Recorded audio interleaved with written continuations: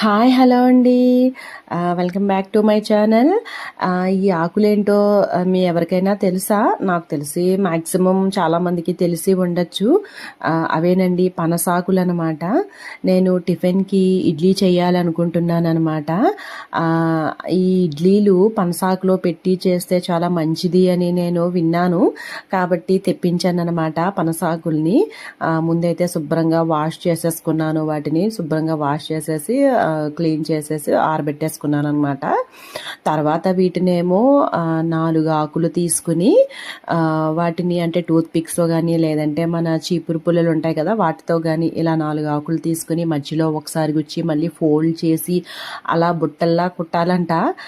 నేను ట్రై చేశాను కానీ నాకైతే సరిగ్గా సెట్ అవ్వలేదు. పైగా అలా కుట్టినవి ఏంటంటే ఇడ్లీ పాత్రల్లో 4 పాత్రల్లో పెట్టడం అవ్వదు, అంటే కొంచెం పొడుగ్గా వస్తాయి కదా, కొంచెం 1-2 పాత్రల్లో మాత్రమే పెట్టుకొని చేసుకోవాలి. నాకైతే అంత పర్ఫెక్ట్గా రాలేదు ఆకులు ఆ బుట్టలాగా కుట్టడం. అలా కుట్టిన వాటిని ఇడ్లీలను కాకుండా ఇంకేదో అంటారని విన్నానండి. అదైతే నాకు గుర్తు రావట్లేదు, ఎవరికైనా తెలిస్తే కామెంట్ చేయండి. నేనైతే నార్మల్గా మన ఇడ్లీలు పెట్టేసినట్టుగానే ఇడ్లీ పాత్రలో ఒక్కొక్క ఆకు పెట్టేశాను అనమాట. ఇడ్లీలు 4 ఇడ్లీలు పాత్రల్లో పెట్టేసి మామూలుగానే కుక్ చేసేసాను. ఈ పనసాకులు మన హెల్త్కి అయితే చాలా మంచిదంటండి. వీటిలో చాలా ఔషధ గుణాలు ఉన్నాయంట.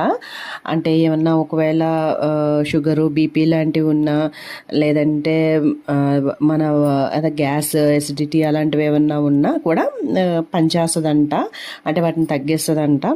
అలాగే ఏమన్నా నోటిపోత అలాంటివి ఉన్నా కూడా పనిచేస్తుంది అనమాట.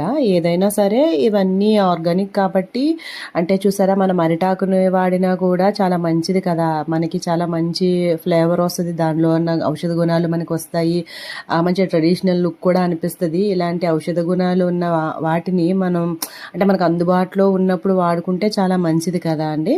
ఒకవేళ ఎవరికైనా అందుబాటులో ఉంటే ఇలా ఇడ్లీ పెట్టుకునేటప్పుడు చేసుకున్నట్లయితే మనకి దాంట్లో ఉన్న ఔషధ గుణాలన్నీ వస్తాయి అన్నమాట. ఇదిగోండి ఇడ్లీలు అయితే చాలా నార్మల్గా చాలా బాగానే వచ్చాయి అనమాట.